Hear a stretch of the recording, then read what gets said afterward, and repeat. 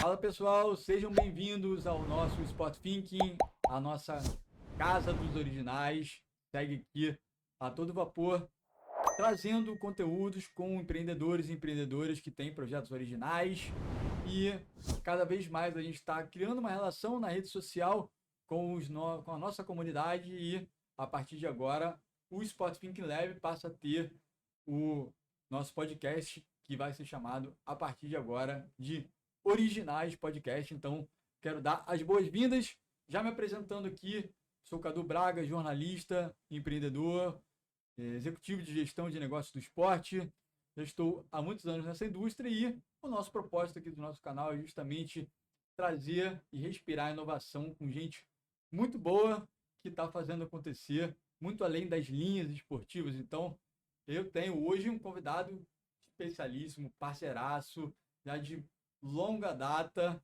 Eu tenho um prazer enorme de trazer aqui o Sérgio Puglisi, que é o fundador do Museu da Pelada. Ele é desengavetador de projetos. Esse cara aqui, a gente vai contar muita coisa boa. A gente vai trazer em primeira mão, primeiro, uma notícia dele, do Museu da Pelada, que ele está trazendo algumas novidades, e também uma parceria que a gente vai anunciar hoje, ao fim desse episódio. Não perca, fica até o final que vai valer a pena. Vocês vão conhecer um projeto originalíssimo aqui do Sport Thinking Lab em parceria com o Museu da Pelada. Então, eu quero dar as boas-vindas a esse jornalista italiano, radicado no Brasil, muita história para contar, vários jornais, fundador de uma empresa super consolidada no mercado de comunicação corporativa, Approach Comunicação, hoje membro do Conselho Consultivo, e agora, num passado mais recente, digamos assim, ele está desengavetando o projeto. Então, ó, se vocês querem fazer alguma coisa fora da caixa, fala com ele, comigo, com alguém. A gente vai fazer alguma coisa diferente, a gente vai trazer algum conteúdo original. Então, eu quero dar as boas-vindas aí, Sérgio. Muito obrigado, eu tenho acompanhado as entrevistas, tenho gostado bastante. E é isso, acho que é o grande felicidade do jornalista, da gente que gosta de ouvir muitas histórias, né? É quando a gente pode realizá-las também. Então, eu estou nessa. Eu entrevisto muita gente, todas as áreas.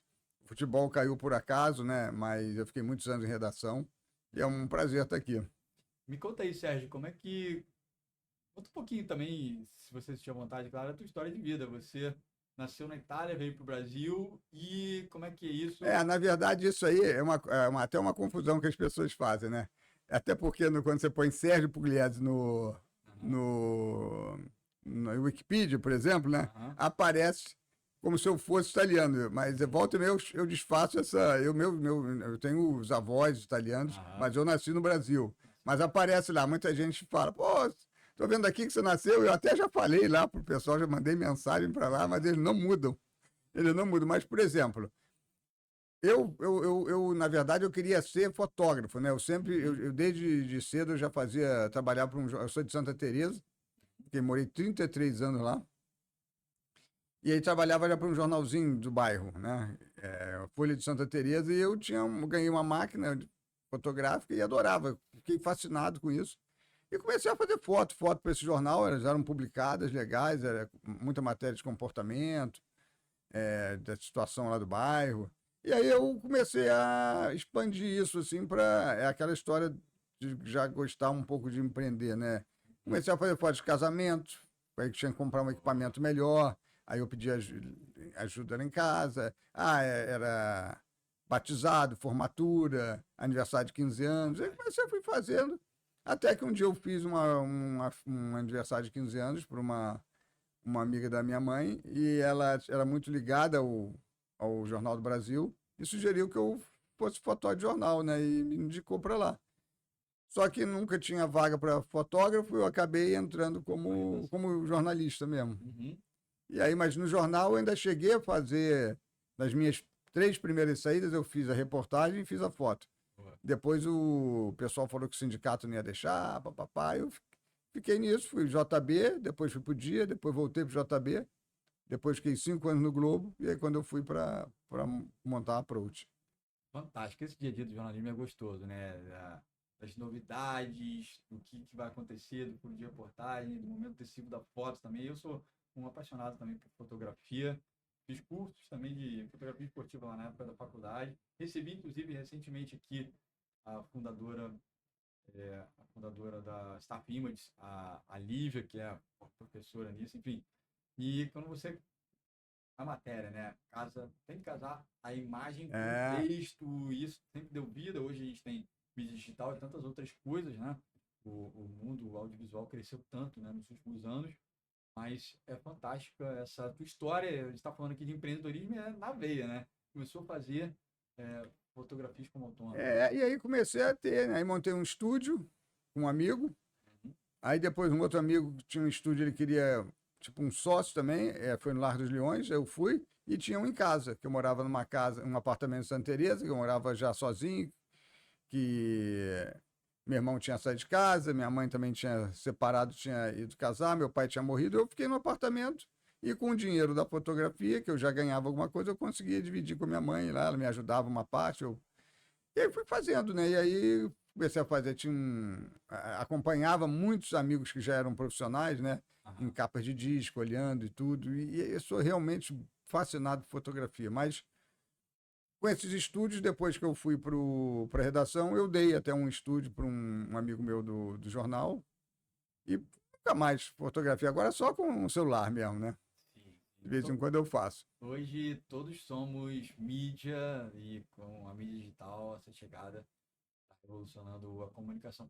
E como é que você percebe, na tua versão 2.0 de empreendedor, como é que você percebeu ali uma necessidade de mercado para fundar a Approach Comunicação, que é essencialmente uma empresa de comunicação corporativa e, obviamente, hoje já cresceu muito, né? Mas esse é o DNA dela. E você começou a atender clientes corporativos, empresas, como é que você foi percebendo? Na verdade, eu fiquei, eu no jornal, eu comecei no Jornal do Brasil na área de cidade, né? Eu sempre fui jornalista, cidade, e depois, lá dentro do jornal, eu fui circular por muitas outras editorias. Eu gostava muito disso. E aí fui coordenar carnaval, coordenava campanha política, fiquei no segundo caderno, fiquei no caderno B. Então, eu já gostava disso. E aí, quando eu fui pro Jornal do Brasil pela segunda vez, que eu conheci a Beth, que foi a sócia hoje da Prout, a principal, né? A gente começou a namorar e ela recebeu um convite para atender a Fórum de moda. Eles iam abrir uma franquia no Rio de Janeiro. Ela gostava muito dessa área de moda, eu estava só 3 anos na redação, perguntou o que eu achava. Eu já vi ali uma procura grande, assim, não grande, mas iniciando de assessoria de imprensa querendo sugerir pautas, que não era comum em jornal isso. Falei para ela, parece que é um mercado que vai crescer. E ela pediu demissão e foi trabalhar em casa, montou uma empresa chamada, era Beth Garcia ainda, e aí eu segui no jornal. E o curioso é porque quando eu entrei para o Jornal do Brasil em 86, era máquina datilográfica ainda, entendeu? Carbono, botava lá. Então eu vi lá na... Em 87. Então, eu vi lá a internet chegando, as pessoas meio curiosas, porque tinha um arquivo muito grande, muito completo lá no JB. Tudo que a gente precisava saber, a gente não ia na internet, a gente ia no arquivo. Precisava saber uma coisa sobre essa matéria, aí o pessoal do arquivo dava. Isso aí já começou a minguar, porque estava tudo ali que você queria, estava tudo ali. Aí a máquina digital, eu também estava no jornal, os fotógrafos reclamaram muito. E eu sempre falei para eles, cara, não reclama, compra uma digital. Muitos que não compraram perderam o mercado e estão até hoje, alguns aí, né, sem se encontrar um pouco, porque eu acho que essa briga do jornalista com a tecnologia, com a modernidade, agora a inteligência artificial, as pessoas, ai meu Deus, isso aí vai acabar, não vai acabar nada, né? Nada, tudo é para você se juntar, né? Nada substitui o olhar humano. Nada substitui, entendeu?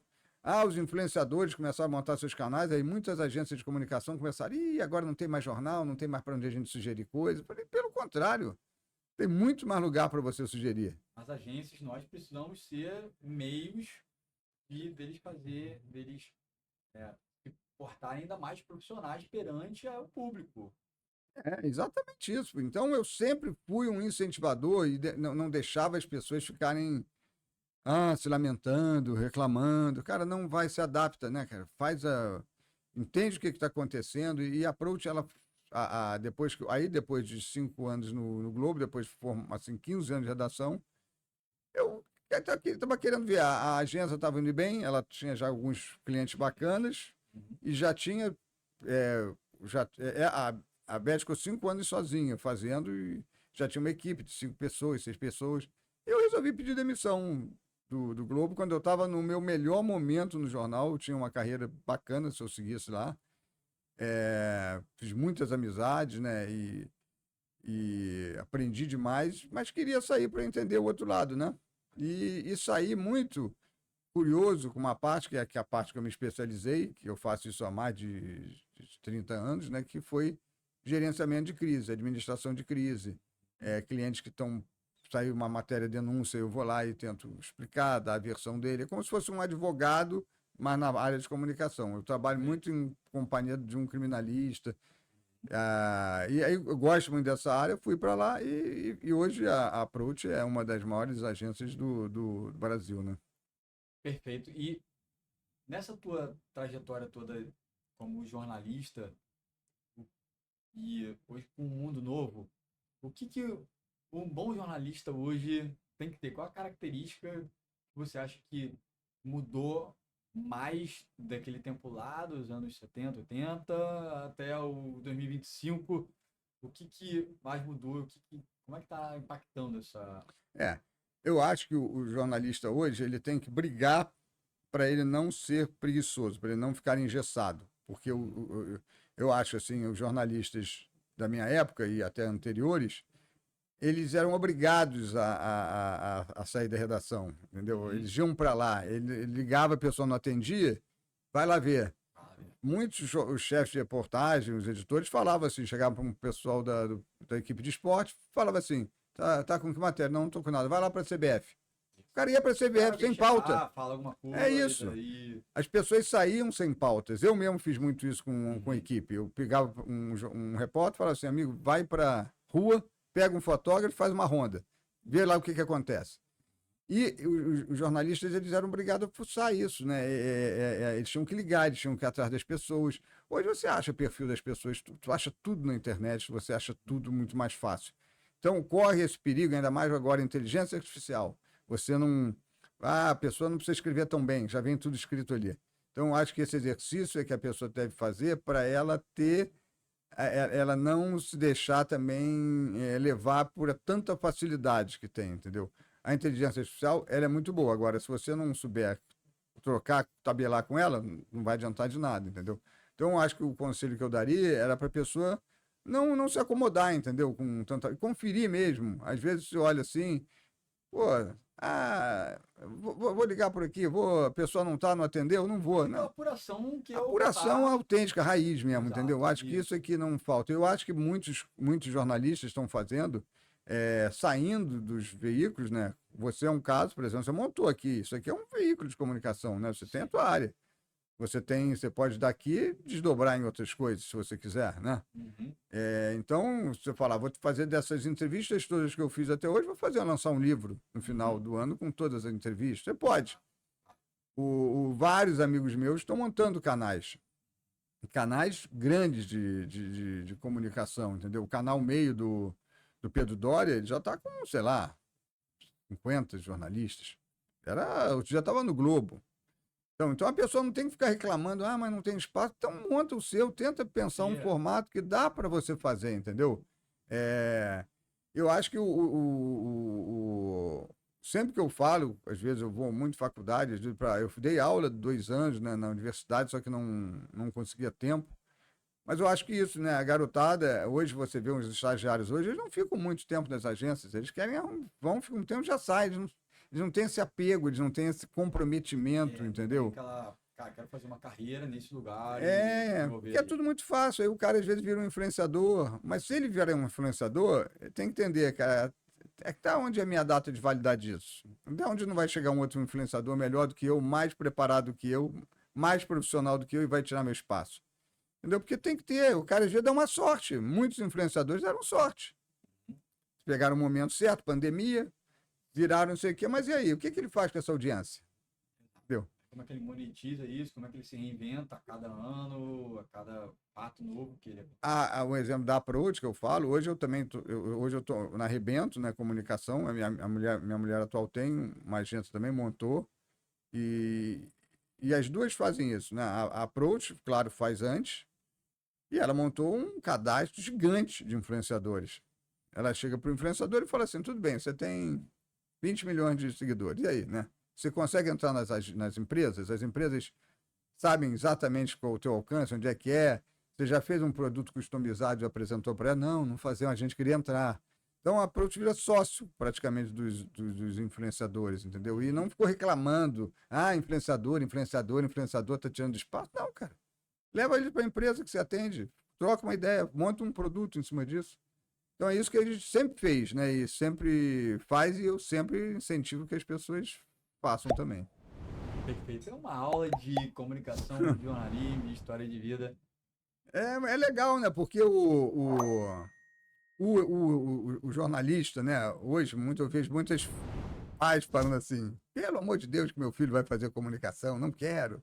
Né? Os jornalistas, muito de redação, porque não dá dinheiro, porque não dá isso, porque não sei o quê. Mas isso aí não é fascinante, entendeu? O mercado de comunicação é um mundo, tudo é comunicação.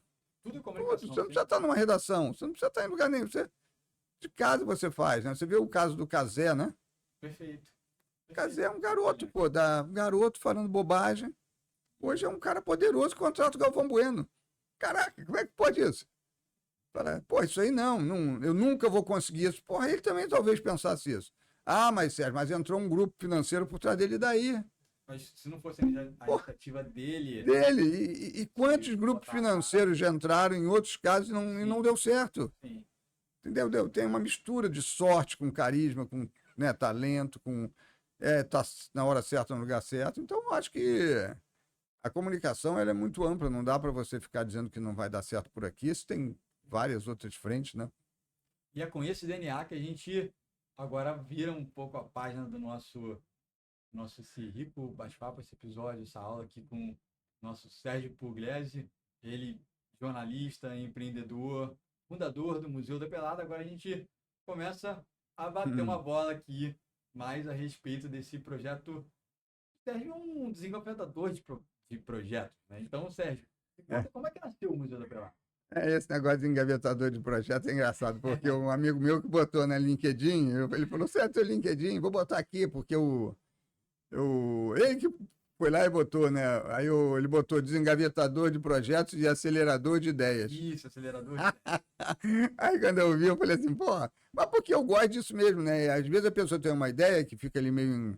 O Museu da Pelada é uma loucura, as pessoas acham que eu sou um especialista em futebol. Nesses 15 anos de redação, eu nunca trabalhei com futebol, na área de esporte, eu trabalhei em todas, menos esporte. Então, quer dizer... Foi colunista do Globo, mas por paixão. Então, quando eu fui o colunista do Globo, que eu tinha a coluna Pelada como ela é, eu já nem estava mais no Globo, eu já estava na Approach. Isso aqui é louco, né? Porque eu tinha mania de anotar histórias curiosas que aconteciam nas peladas. O cara que foi jogar bola no dia que o pai morreu, no dia que a filha nasceu. Falei, um dia eu vou fazer um livro disso, que acabou já fazendo, que eu vou te dar de presente. Outro dia eu deveria ter trazido aqui, né? Eu deveria ter trazido aqui um livro. Tem outra oportunidade da gente se encontrar. Exatamente. Esse livro, A Pelada Como Ela É, vendeu tudo praticamente no lançamento. Foram 1000 pessoas no lançamento na Cobal. Sucesso. Um negócio louco, cara. Louco. Veio gente de Campos, veio gente de Volta Redonda. Amigos do museu, porque o museu virou uma corrente assim, de solidariedade, porque ele não fala só de futebol, né? Muito pelo contrário. Aí eu, com A Pelada Como Ela É, eu fiquei... O Antônio Nascimento era o editor do caderno que ele queria montar de esporte do Globo. Ele queria fazer um caderno de futebol durante a Copa do Mundo, da 2000, antes do 7-1, foi da África do Sul. Foi 2010, E aí, ele já tinha fechado com o Bruno Mazeu, com o Pedro Bial e com o Marcelo Adnet, que eles iam ter coluna de notinhas. E ele queria um de crônica. E ele falou assim, você tem esse livro? Ele achou que eu já tivesse o livro e me pediu. Falou, pô, você quer mandar para cá alguma crônica? Eu não tinha nenhuma escrita, né? Eu falei, vou mandar. Eu escrevi rapidinho e mandei para ele 2. Ele adorou, cara. Ele falou assim, pô, essas crônicas são maravilhosas, mas será que tem fôlego? Leitor direto. Porque elas são muito... Elas falam de família, elas falam de futebol, elas falam de escracho, mas tem jornalismo, por exemplo, eu entrevistei o filho do Portinari, que foi uma página inteira, a coluna não tinha tamanho, dependia do Portinari falando que o pai dele pintou 5 telas com campos de futebol, e o Zagallo contando as histórias dele, aí tinha de tudo, tudo, um Minotauro contando quando ele era goleiro, a gente levou ele para uma arena lá e fez ele... Então, e depois de 4 anos e meio dessa coluna, que era para ficar só 3 meses, aí fez muito sucesso, todo mundo pedindo para continuar, e eu fui arrumando histórias. E aí, quando chegou no 7-1, meus filhos assistindo o jogo lá em casa, com vários amigos, metendo pau na seleção, eu explicando para eles, pô, mas a seleção, cara, é muito mais do que isso, essa aí é não sei o quê, mas cadê os craques? Onde é que estão os craques? Eu já estava querendo sair do Globo mesmo, porque eu queria filmar as histórias, mas o Globo não estava ainda preparado com essa parte audiovisual. Eu falei para meus filhos, é mesmo, boa pergunta. Eu já vinha entrevistando, porque a coluna Pelada Como Ela era para ser só com anônimos, histórias de anônimos. Sim. Mas um dia o Júnior do Flamengo mandou para mim um e-mail. Quando eu vi Leo Vigil do Júnior, eu falei, bom, não tem outro. Ele falando, pô, adoro sua coluna, também tem uma história que talvez te interesse. Ele contou uma história também dele de futebol. Aí o João Baldo mandou uma história que eu fiz uma entrevista com ele, ficou uma página inteira do jornal. E aí foi indo e eu comecei a entrevistar jogadores. Eu já tinha contato com os jogadores. Abri um amigo meu me chamou para ser sócio de um bar no Grajaú, que é o Bar da Eva. Eles queriam... Esse do Museu da Pelada. Eles queriam ter uma ligação com futebol. Aí, como eu tinha a coluna Pelada Como Ela É, e era do lado do Bar do Adão, porta a porta com o Bar do Adão, eu perguntei pro dono do Bar do Adão se podia ser Bar da Eva. Ele falou, pô, claro, pô, Adão e Eva, vão achar que é meu, inclusive, não tem problema, pode botar. E aí eu botei Bar da Eva. Fizeram uma Eva desenhada, pelada, com abraçada uma bola, e eu botei Bar da Eva, pelada como ela é. Aí era a Eva. E aí, foram 2 anos e meio, levando um jogador toda terça-feira para rever o jogo da vida dele. Ele escolhia o jogo que ele queria ver lá, eu conseguia com o colecionador o jogo e botar 90 minutos. Primeiro foi o Adílio, escolheu o Flamengo e Liverpool. Aí cada jogador que fosse indicava um para outra terça. Aí ele escolheu o Donizete Pantera, que escolheu o Botafogo Santos. Aí Botafogo Santos escolheu o Valdir Bigode, foi indo assim. Fiquei muito amigo de alguns jogadores, apesar de nunca ter trabalhado em esporte. E quando eu fui fazer a Pelada Como Ela É, eu quis pegar jogadores da década de 70, jogadores que não davam muita entrevista. E o primeiro foi o PC Caju, botafoguense, que a gente levou para um estúdio fotográfico.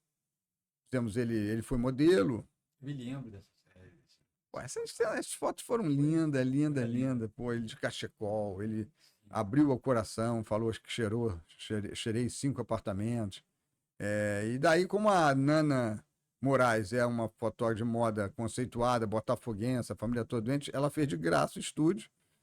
Porque falou, se você trouxer um PC Caju aqui, eu faço para você um... Não foi de graça, faça um preço. Abre o coração, mas é uma coisa... É demais. Ela falou, faça um precinho, camarada. Aí eu fui levando só botafoguense. Por isso muita gente acha que eu sou Botafogo, porque o Museu da Pelada começou muito assim. Foi o Mendonça depois, aí depois veio o Afonsinho e o Ney Conceição. Eu fiz na rua, começamos a fazer os ensaios na rua também, fotográficos, com jogadores. E aí foi chamando muita atenção, né, o Museu da Pelada. Só que hoje no YouTube já são mais de 1.300 entrevistas, né? Negócio louco, é muito acervo, é muito conteúdo.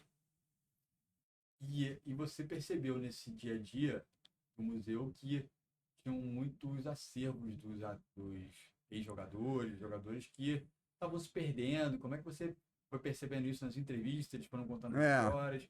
Eles também ajudaram alguns ex-atletas que estavam passando dificuldade financeira, tiveram algumas histórias assim. Conta É, um pouco desses bastidores. na verdade, é porque quando a gente vai pro. Eu chego nas entrevistas, né? Eu nunca tive um podcast, eu não quis fazer podcast porque eu queria ir na casa das pessoas. E, e muitos moravam longe, já eram mais velhos, sabe? Alguns já estavam adoentados, como é que eles vão para um estúdio, né? Então, falei, não, eu vou onde estiver. Com esse espírito jornalista de querer ir no lugar para conferir. Entendeu? Eu falei, não, quero ir lá, quero ver o cara, quero saber como ele tá. Né? Quero estar de perto do ídolo, né? Que eu sempre gostei, quero. E aí, cara, começou assim, o PC Caju fica muitos amigos, muito amigos. Porque essa é uma outra também relação diferente, que não é uma entrevista que eu faço. Eu fico amigo dos jogadores, eu fico amigo da família deles. Eu vou para casa deles tomar café, às vezes mesmo sem matérias, me ligam as mães, os sobrinhos, os netos. Vem para cá, vai ter um churrasquinho hoje. É gostosa do futebol. Pô, aqui é o melhor de tudo, né, cara? Sim. E aí comecei a fazer isso e, obviamente, cada entrevista que eu ia fazer, quando você chega na casa da pessoa, você vê a realidade que ela passa. Perfeito. E aí, quando eu saí, eu falava assim, caramba, esse cara tá precisando de ajuda. E de uma forma muito descontraída, porque eu já me sentia parte daquela família, eu não tenho nenhuma constrangimento de chegar e falar, você está precisando de ajuda? Você quer que eu pague a tua luz aqui? Alguns chegavam e falavam, não, que isso, não. Mas aí depois mandavam, pô, se puder. Então, cara, obviamente que não dá para a gente ajudar todo mundo do jeito que eu gostaria, né? Uhum. Mas a gente ajuda muita gente de um jeito bacana, sem fazer drama. Eu nunca fiz matéria nenhuma chorando, pedindo ajuda para jogador, nunca fiz. Não ponho ele chorando, não ponho. Por mais sufoco que ele esteja, a matéria é sempre positiva. Claro que pode ter emoção, pode ter tudo, mas não tem essa coisa de ficar ali pedindo esmola, entendeu? E aí, quando eu fui fazer o Leandro do Flamengo, inclusive eu estou escrevendo o livro dele para você ver como é que é uma relação que fica forte. Eu sou vascaíno e ele quis que eu escrevesse o livro dele, com o Marcos Vinícius Cabral, né, que foi o que me apresentou lá, o Leandro, que é um chargista, um jornalista maravilhoso. Eu pedi para ele uma foto no final da entrevista. Ele falou, uma foto? Eu falei, só para a gente ilustrar aqui, papapá, se você puder me mandar por zap. Não tem por zap. Não sei. Vou pegar. Aí ele veio com uma caixa de sapato e 2 bolsas de supermercado. Um acervo dele, a vida dele ali. Aí eu falei, peraí, Leandro. Aí tu vai abrindo, foto dele com a perna quebrada de gesso no treino. Outra, ele, comemorando o gol com o Zico. Recorde de jornal. Chuteira. E fora isso, né? Isso ele só trouxe o de revistas, jornais. Agora, lá tinha ele mora em Cabo Frio, ele tem uma pousada lá, mas estava lá todas as faixas de campeão dele, que podiam estar organizadas, entendeu? Explicando cada uma o que é. Eu falei para ele, peraí, Leandro, posso digitalizar isso aqui para você? Eu nunca tinha pensado em fazer isso, porque eu estou dizendo, as coisas vão surgindo na hora. Se eu botei o nome de Museu da Pelada, o museu tem que ter algum sentido. Aí eu cheguei para ele e falei, ele falou, mas como levar minhas coisas? Eu falei, não, mas eu vou te devolver elas salvas. Vou te devolver elas restauradas. Tá rasgada, vamos arrumar. E eu não sabia nem quem faria isso. Ele falou, então pode levar. Passou a causa e foi para dentro. Aí o cara te dá, cara, na verdade, a história dele na tua mão. Nossa. A vida dele ali. Ele fala, porra, cara, que responsabilidade. Aí peguei, que aqui.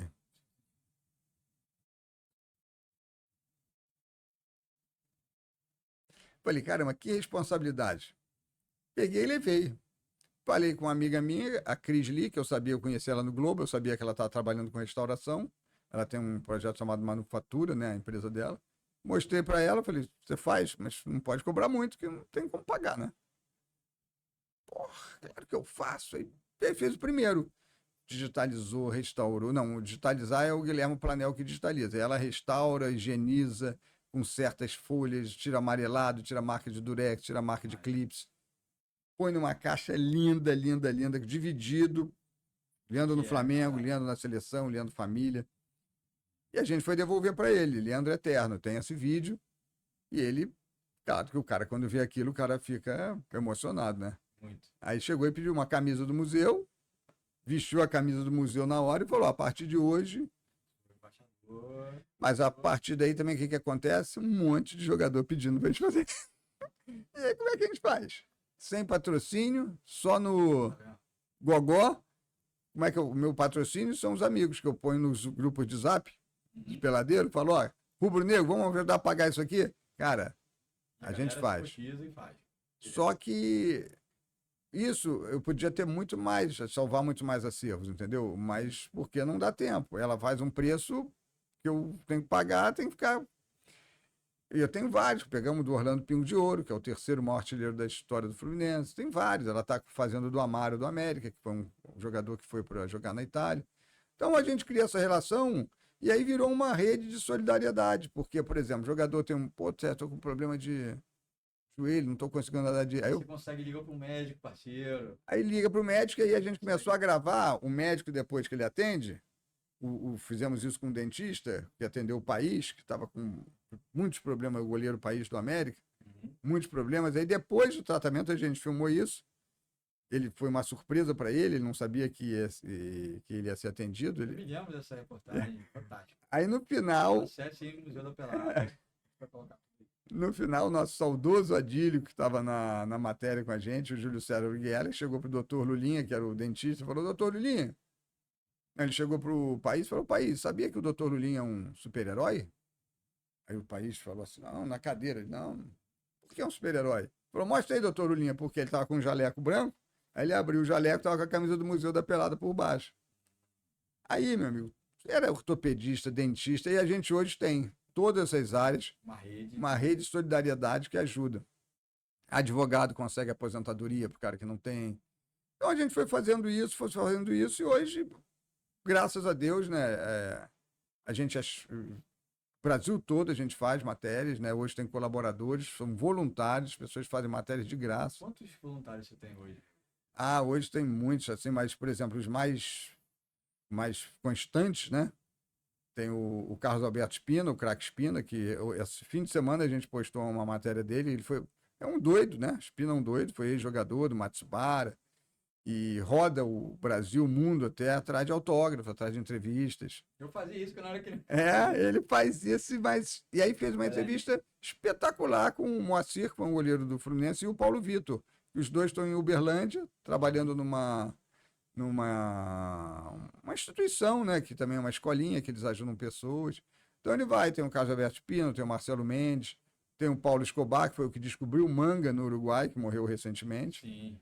E o manga veio para o Brasil por causa do Museu da Pelada, que o Paulo Escobar descobriu ele lá, fez essa matéria e o ESPN trouxe ele para o Brasil. Conseguimos retiro dos artistas com Stepan Nessercian, e hoje ele morava até o dia da morte com o Dorcésio, ex-presidente do Botafogo, deu para ele em Jacarepaguá. Então, e muita gente vai ajudando por conta das matérias que a gente faz, né?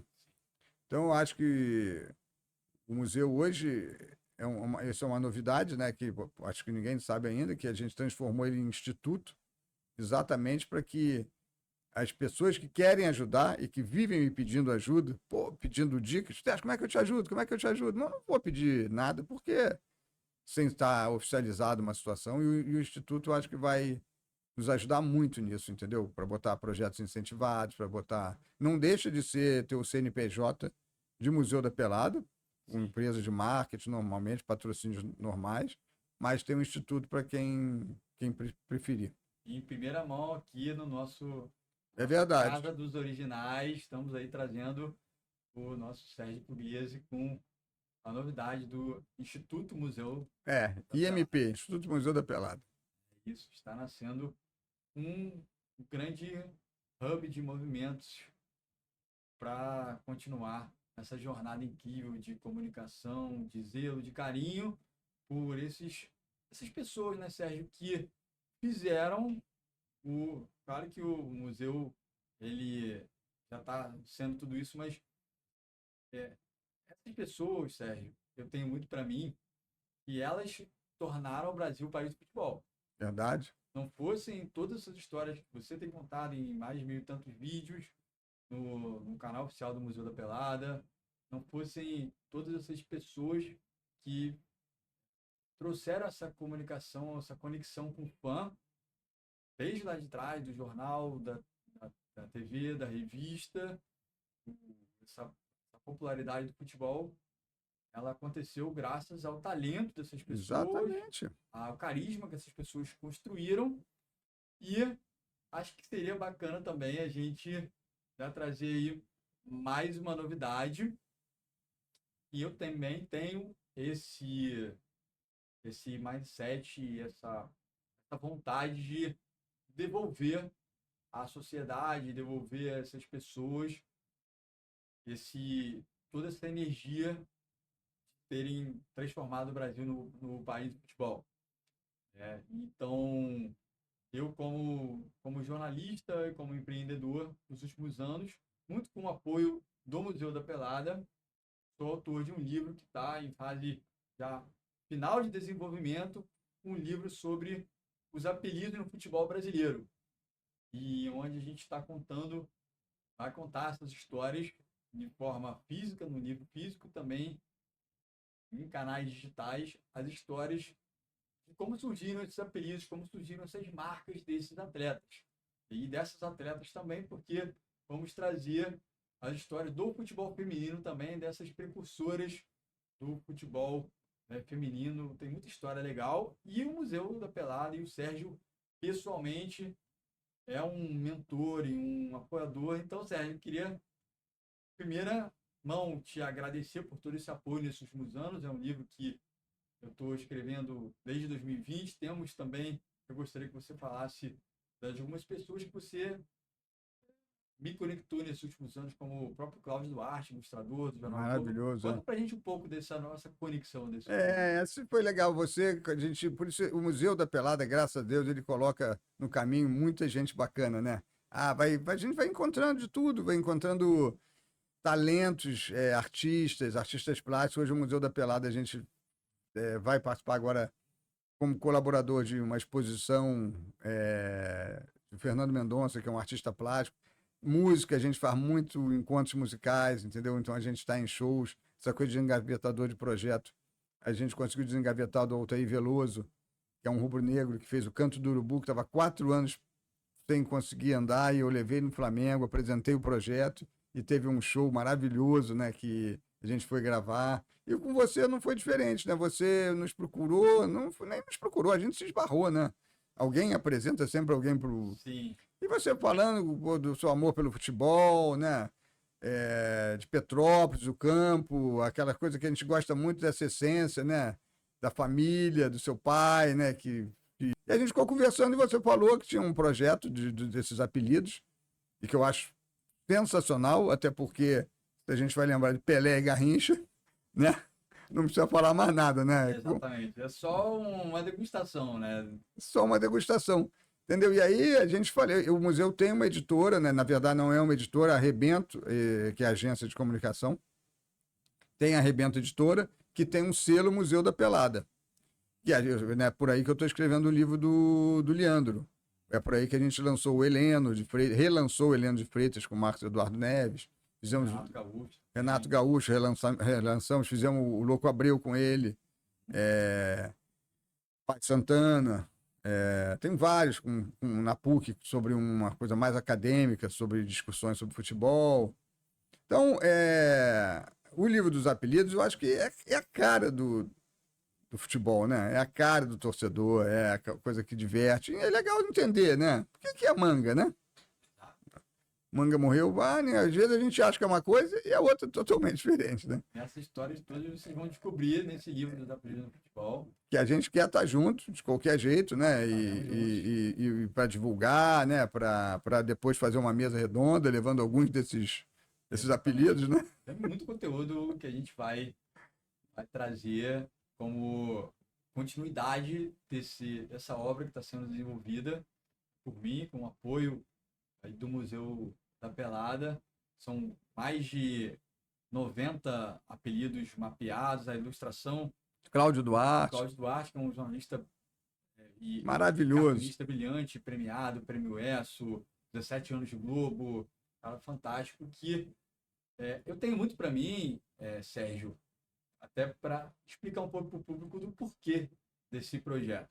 Eu venho de uma família que apelido é muito comum, todo mundo numa sintonia muito legal do meu pai, do meu avô. Isso é uma história de família, do meu pai, do meu avô.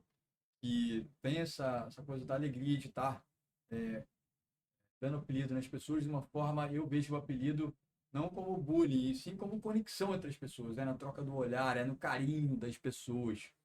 E esse é o grande diferencial do apelido, porque você se conecta com as pessoas através do apelido. E, em contraponto, a gente no futebol moderno em 2020, a gente vê a nova geração, e nada contra isso, nada contra os empresários, nada contra uma nova linha editorial de posicionamento digital de quem quer, de quem acha que isso é um benefício, de você estar usando o nome composto, de você estar usando um sobrenome que às vezes também vira um apelido, que a gente vai falar do velho Lobo, do nosso Zagallo, nosso tetracampeão, nossa sumidade. Mas eu acredito muito nessa tese de que quando um atleta, ele tem um apelido, seja da ginástica, seja do skate, seja do futebol, ele já se conecta com o público de uma forma diferenciada, ele já trabalha na rede social com um branding, com uma marca pessoal. Então, vai muito de uma tese também profissional que eu venho desenvolvendo. Então, assim, cada um com as suas peculiaridades, e o mundo moderno, hoje a gente entende as linhas de comunicação de cada um, mas eu tenho muito para mim como tese, realmente como profissional, de que eu acredito que a marca pessoal ela é eterna. Eu acho também. Então, por isso, eu tenho esse projeto que a gente vai desengavetar ele. A gente tem, inclusive, já um plano de negócios, onde as marcas quiserem aportar nesse projeto, tem várias formas de ativação em digital, em relacionamento, em plataformas comerciais, de sublicenciamento de produtos, enfim, tudo de uma forma super estruturada com o apoio do museu, de uma plataforma jurídica, da autorização de imagem de todos esses atletas, essas atletas que vão estar dentro dessas histórias que serão contadas. A gente espera nos próximos meses, ao longo desse ano, a gente ter a oportunidade de estar efetivamente trazendo essa obra que a gente está desenvolvendo em conjunto. Então, agradeço demais. Poxa, eu que agradeço. A presença que a gente está contando todas essas histórias, mas, Sérgio, a gente está desenvolvendo esse projeto e a cada ano vem coisas novas e nomes novos que a gente vai mapeando, várias pessoas que a gente vai se conectando, ex-atletas. Eu fiz entrevistas com vários desses ex-atletas e jornalistas que também estão apoiando. Já tivemos a sinalização do nosso amigo Marcelo Barreto para escrever a orelha do livro, enfim. Muito pessoas que estão apoiando essa causa, que eu tenho o objetivo de, acima de tudo, reverenciar essas pessoas que realmente transformaram o Brasil no país do futebol. Sem elas, a gente não estaria aqui hoje, em 2025, trazendo todas essas histórias do Museu da Pelada e do jogo de ontem à noite do Flamengo, do jogo do final de semana do Brasileirão. Sem essas pessoas... Não, são os formadores, né? Os formadores de torcida. Exatamente. Sem os ídolos e sem os fãs, o futebol não existiria. E bom saber que nossos dois grandes ídolos vão estar no livro, Dinamite e Zico. E você vai escrever a história, né? Já tem aí, inclusive, do teu grande ídolo. A gente já conta aqui em primeira mão essa participação especialíssima Dinamite do Sérgio, com a crônica especial, onde ele vai contar a história do Dinamite, a conexão dele com o Vasco da Gama, que é o Clube do Coração, que a gente já sabe. E, enfim, teremos aí grandes nomes, as histórias das meninas também. Muito legal. E o legal é que a gente vai contar, Sérgio, bem de perto, mas para o público já entender, que não são só os fora de série. Tem todo mundo. Tem o Mata-Rato, tem o Pikachu, tem nomes super legais que se conectaram com o fã. Exatamente, ficaram na nossa memória até hoje, né? E todo mundo é ídolo na sua determinada prazo, no seu determinado ecossistema. Todos eles devem ser reverenciados, do Pelé... Claro, e é curioso. Aos mais novos, enfim. Eu sou curioso para saber, por exemplo, como é que o Beijoca, do Bahia, ídolo do Bahia, tem esse apelido de Beijoca. Se ele era um cara que batia, espanava, todo mundo morria de medo dele. Ele tem um apelido tão tão singelo, tão carinhoso como esse, né? Exatamente. Então, essa história do Beijoca, entre outras, que você vai conhecer nessa obra dos Aprendiz do Futebol, em parceria com o Museu da Pelada, primeiro projeto proprietário aí do Sport Thinking Lab, né? Pô, que coisa boa. De projetos originais aí de comunicação que eu, como jornalista, estou tendo o prazer de estar reunindo gente boa, gente do bem, gente legal para contar essas histórias. Então, a gente teve uma verdadeira resenha muito gostosa aqui com o Sérgio. Quero te agradecer demais. Poxa, eu que agradeço. A sua presença aqui, seu carinho comigo, como pessoa, como jornalista, como aqui essa mala propulsora de comunicação, trazendo pessoas originais aqui no nosso podcast, no Originais Podcast, o projeto do Sport Thinking Lab. Sérgio, muito obrigado. Muito obrigado. Sucesso no Instituto, que também é uma rede aí bacana de colaborativo, que tenho certeza que vai ajudar muita gente, se gavetar muitos projetos. E parabéns por toda a tua trajetória no jornalismo, por tudo que você tem feito por essas pessoas que marcaram a história aí no nosso. Bom, fiquem ligados se você ainda não está inscrito aqui no canal. Por favor, seja bem-vindo, seja bem-vinda. Compartilhe esse conteúdo se você gostou. Vamos passar para mais e mais pessoas essas mensagens positivas, essas histórias originais do Sérgio com o museu, com o approach, história de empreendedorismo. E é para isso que a gente está aqui, para bater papo, para desenvolver coisas novas, para conectar pessoas, para fazer coisas legais no esporte, que é, acima de tudo, uma ferramenta de comunicação, de conexão entre as pessoas. É isso, Sérgio. Valeu. Obrigado. Até Obrigado. a próxima. Sejam bem-vindos. Sempre a casa dos originais.